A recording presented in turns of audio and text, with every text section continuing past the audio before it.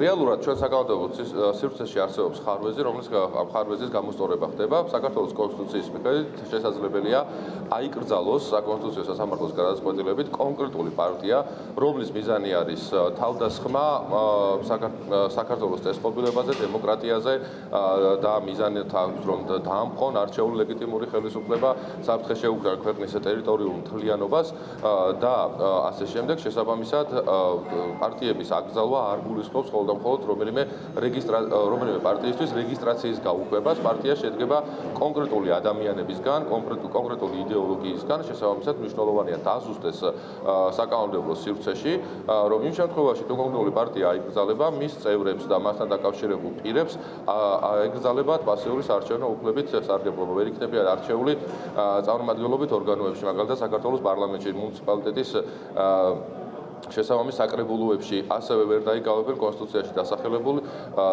დასახელებული ორგანოების ხელმძღვანელ პოზიციებს და არ იქნება შესაძლებლობა რომ გაძევდნენ სხვა პარტიაში ან დააფინანსონ და იყვნენ შემოწირულები სხვა პარტიისა, რაც მიზნად ისახავს, რა თქმა უნდა, იმ პარტიების და პირებისგან გათავისუფლება საქართველოში არსებული პოლიტიკური სივრცისა, რომელთა მთავარი მიზანი 2003 წლიდან მოყოლებული არის ქვეყნის ნგრევა. ამ პარტიების აკრძალვაში არაფერი მოულოდნელი არ არის. რუსული საოკუპაციო რეჟიმი რო კრძალავს და მისი მთავარი სამიზნერო ნაციონალური მოძრაობა, ეს ჩვენ მხოლოდ გვეამაყება. 13 წლის განმავლობაში რუსულმა საოკუპაციო რეჟიმმა ყველაფერი გააკეთა იმისთვის, რომ ნაციონალური მოძრაობა გაეუქმებინა, გაენადგურებინა.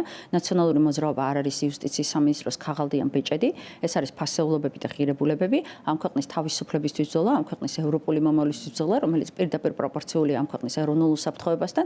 ამიტომაც ცხადია, რომ ჩვენ ბრძოლას გავაგრძელებთ.